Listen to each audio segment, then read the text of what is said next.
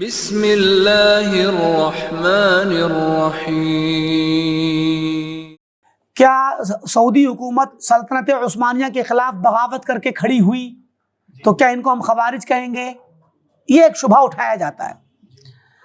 تو اس کا جواب یہ حقیقت یہ ہے کہ سلطنت عثمانیہ، پہلی چیز تو یہ ہے کہ سعودی حکومت جس جگہ کھڑی ہوئی نجد میں، نجد کے اندر سلطنت عثمانیہ کا کوئی کارندہ بھی نہیں رہتا تھا۔ یہ مطلب ایک عمومی طور پہ تو سلطنت عثمانیہ کا دائرہ اور ان کا نقشہ بہت بڑا تھا اور اس میں پورا جزیرۃ العرب تھا، لیکن حکومت کے فرائض کے طور پہ، حکومت کے نمائندگی کے طور پہ اس نجد کے علاقے میں کوئی نہیں تھا۔ سب بکھرے ہوئے بدوی قبائل تھے اور پچھڑے ہوئے غیر تعلیم یافتہ ایک صحرائی زندگی گزارنے والے لوگ تھے۔ ٹھیک، وہاں کبھی کوئی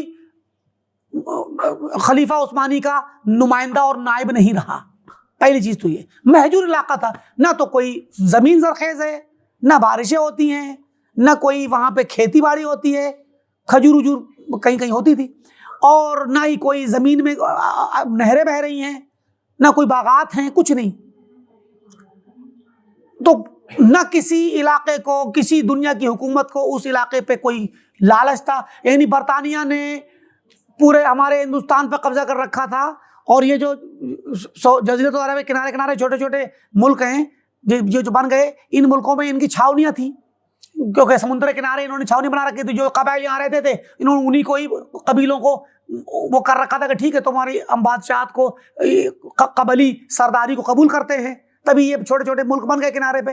تو اب اس طریقے سے ان کی کشتیاں گزرتی تھیں، وہ چاہتے تھے کہ ڈاکوؤں سے محفوظ رہیں تو یہ لوگ ہماری حفاظت کریں گے اور تھوڑا ساتھ دیں گے۔ اس طریقے سے کنارے کنارے کے لوگوں کو بھی برطانیہ نے قبول کیا۔ ان کو تو کوئی برطانیہ کو ضرورت ہی نہیں تھی، یہاں پر یہ کچھ تھا ہی نہیں اس ملک میں، اس نجد کے علاقے میں۔ تو یہ مہجور علاقہ تھا، پہلی چیز تو یہ ہے۔ ٹھیک ہے کہ ویسے اعتبار میں تو آپ کہیں گے کہ سلطنت عثمانیہ کا کے دائرے میں آتا ہے، لیکن حقیقت میں سلطنت عثمانیہ کا کوئی عمل دخل یہاں پہ تھا ہی نہیں، نہ کوئی خدمت تھی، بادشاہ کی طرف سے کوئی خدمات بھی نہیں تھی، کوئی سروس آتی ہو بادشاہ کو کچھ بھی نہیں آتا تھا، پہلی چیز۔ دوسری چیز یہ کہ سلطنت عثمانیہ نے بھی یہاں پہ جب کوئی نہیں تھا تو سارے قبیلے اپنے اپنے سردار ہوتے تھے، اپنے اپنے سردار، اپنا اپنا بادشاہی نظام جو سردارانہ قبائلی نظام تھا، اپنے اپنے رہتے تھے سب۔ تو کوئی کسی کا نظام نہیں مانتا، کوئی کسی کی بات نہیں مانتا، اپنی اپنی چلتی تھی ان کی، اپنا قانون چلتا تھا ان کا۔ اب یہ بھی ایک چیز ہے کہ وہاں پہ سلطنت عثمانیہ کوئی قانون نہیں چلتا تھا، نہ وہ جانتے تھے اس چیز کو کہ کوئی بادشاہ کا ہمیں ماننا ہے یہاں پر فرمان، کیونکہ وہ مہجور علاقہ ہے، صحراؤں میں رہتے ہیں۔ تو اب جب سب کے اپنے اپنے تھے تو اب ایسی حالات تھے۔ اب ان حالات میں شیخ محمد بن عبد الوہاب رحمۃ اللہ علیہ نجدی یہ جب اٹھے اور انہوں نے علم کو سیکھنے کے بعد اور اس کو پھیلانا شروع کیا، تو ان کی دعوت کی مخالفت ہونے لگ گئی۔ تو مخالفت بھی سلطنت عثمانیہ نے نہیں کی، نہ انہیں پتا ہے کہ کہاں پر کیا ہو رہا ہے۔ ٹھیک، انہوں نے تو اپنے علاقے میں، اپنے قبیلے میں کی، تو قبیلے والوں نے بھگا دیا ان کو۔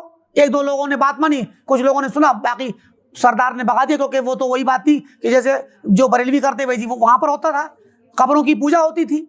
تو توحید کی دعوت چل رہی تھی، دین کی اصلاح کا کام چل رہا، انہیں کوئی مطلب نہیں تھا سیاست سے، کوئی سیاست وسط نہیں تھی۔ تو جب سیاست سے مطلب نہیں تھا تو پھر اپنا کام، دینی کام تو کوئی بھی کر سکتا ہے، وہ دینی کام کر رہے تھے، توحید کی دعوت دے رہے تھے۔ اب ہوتے ہوتے کیا ہوا، اپنے گاؤں کے لوگوں نے نکال دیا تو بیچارے دوسرے گاؤں میں چلے گئے۔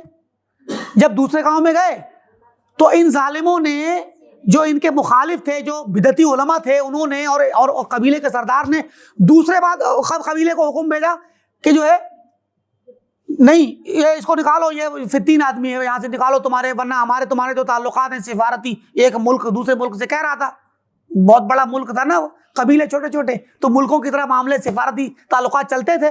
تو وہ کہہ رہا تھا کہ اس نے کہا کہ بھائی، مطلب حرملہ میں جب پہنچے تو انہوں نے کہا کہ بھائی نا ان کو نکالو۔ تو وہ بیچارہ اچھا تھا وہاں کا بادشاہ، لیکن اس نے بھی مجبوراً نکالا، بھائی دیکھو میرے پہ پریشر ہے۔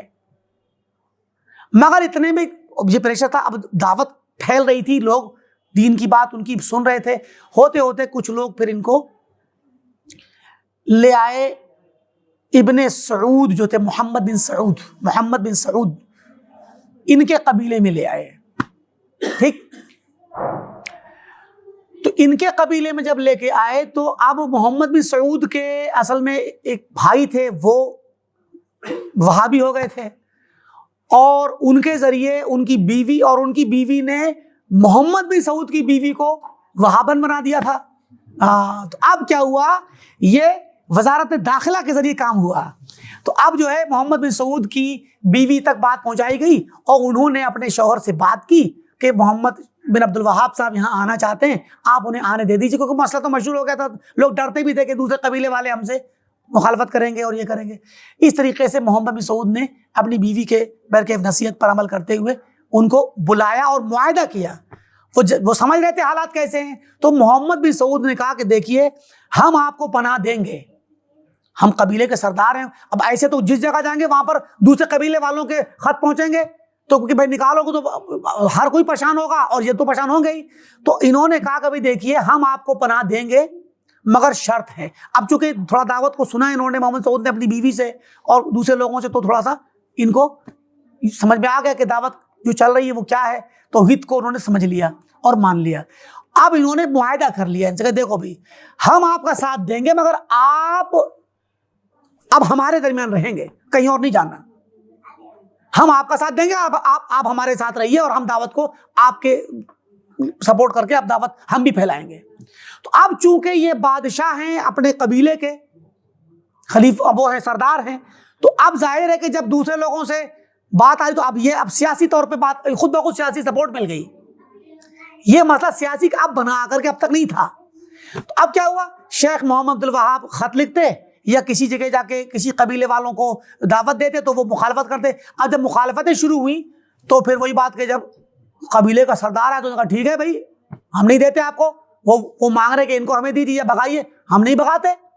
اس طریقے سے جب یہ بات آئی تو پھر مسئلہ آ گیا قبائل کی آپسی انا کا اور لڑائی کا. تو پھر یہ لڑائی پھر جب شروع ہوئی تو اب یہ توحید اور شرک کی لڑائی کے طور پہ سامنے آئی کہ وہ لوگ مشرکین کی یا شرک کرنے والوں کی حمایت کر رہے ہیں, یا ان کے علماء شرک کرنے والے اور قبروں کی شرک کرتے ہیں, اور ہم جو ہے کیا نام ہے توحید کی دعوت دیتے ہیں. تو پہلے توحید کی باتیں ہوئیں اور توحید کے متعلق ان پر حجت قائم کی گئی, مناظرے ہوئے, اور اس کے بعد بھی جب وہ نہیں مانے تو پھر اب چونکہ اس طرح سے تو بیٹھا نہیں جائے گا کہ جب آپ تنگ کریں اور ہم سے کہیں کہ نکالو ان کو, تو پھر وہاں پہ جنگ کرنی پڑی, کسی قبیلے سے ایک سے جنگ کرنی پڑی.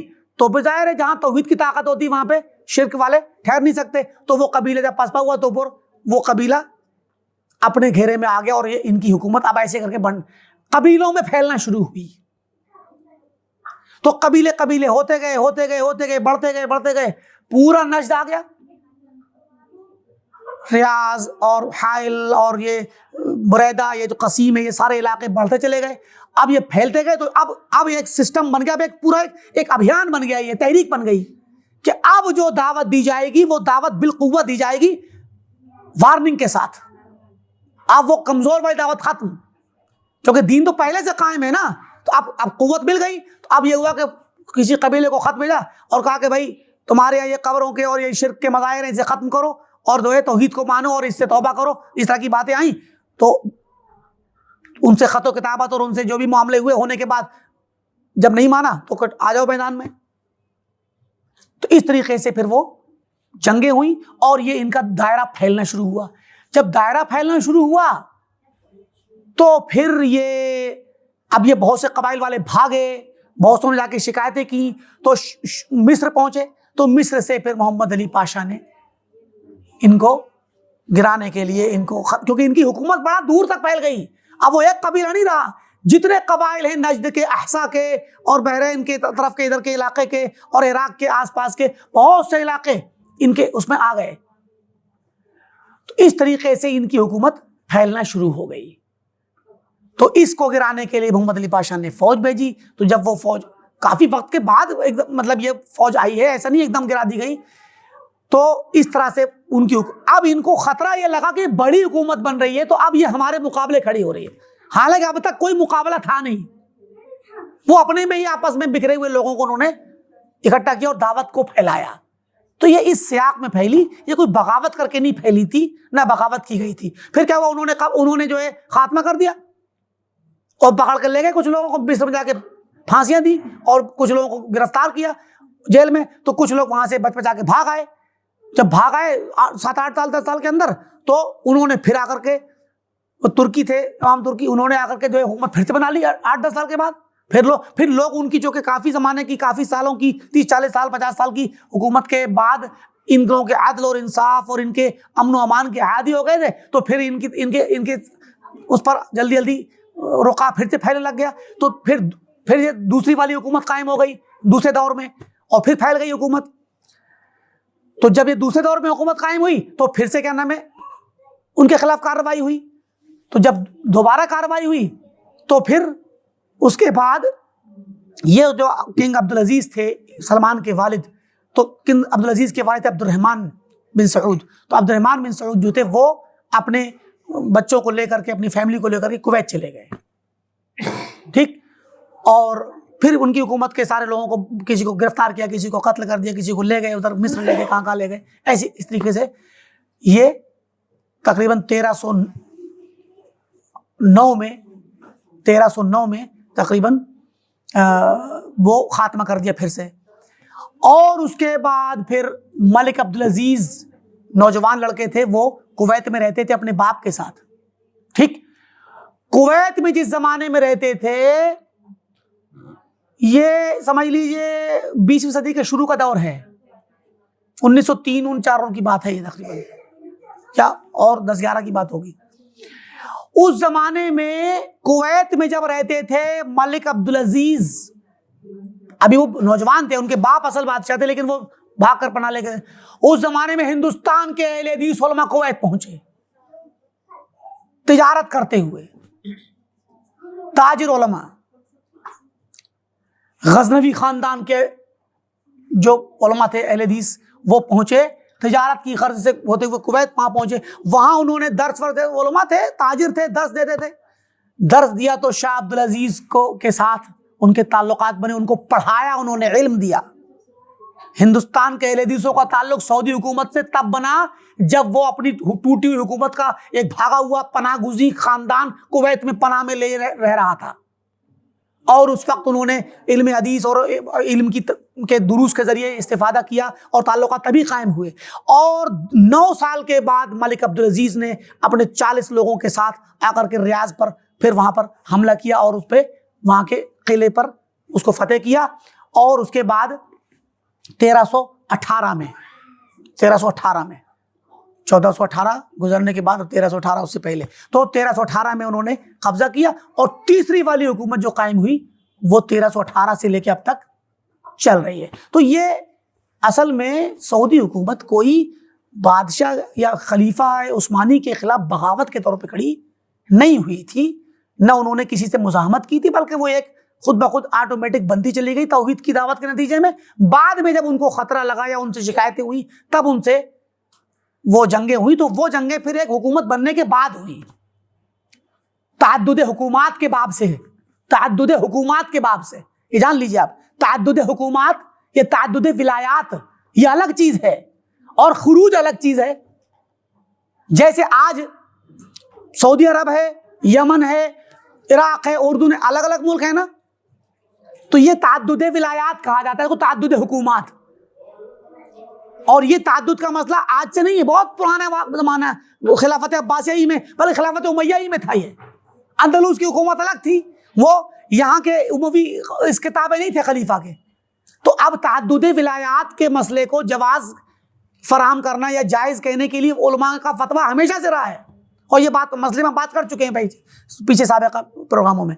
تو اب تعدد حکومت الگ چیز ہے، ایک حکومت پہلے سے ہے، دوسری بن گئی کسی پڑوس میں، ٹھیک، اور بغاوت دوسری چیز ہے۔ تو سعودی حکومت کی لڑائی جب سلطنت عثمانیہ سے ہوئی تو بغاوت کے نام پہ نہیں ہوئی، تعدد حکومت کے طور پہ ہوئی، کیونکہ سعودی حکومت نے جس دائرے میں اپنی حکومت قائم کی تھی وہ دائرہ تو محجور تھا، وہاں پر تو کوئی خلیفہ یا اس کا عثمانی خلیفہ کا کوئی نمائندہ نہیں رہتا تھا، تو چھوٹے چھوٹے قبائلوں کو سب کو آپس میں انہوں نے اکٹھا کر کے حکومت بن گئی تھی۔ تو اب یہاں ایک مستقل نئی حکومت قائم ہوئی جس کا تعلق جب سامنے ٹکراؤ ہوا تو اس ٹکراؤ میں 2 بار یہ ہارے اور تیسری بار میں جب کھڑے ہوئے تو اس کے بعد آج تک قائم ہے. اس لیے سعودی حکومت یہ خروج اور بغاوت نہیں ہے. ٹھیک ہے. ہاں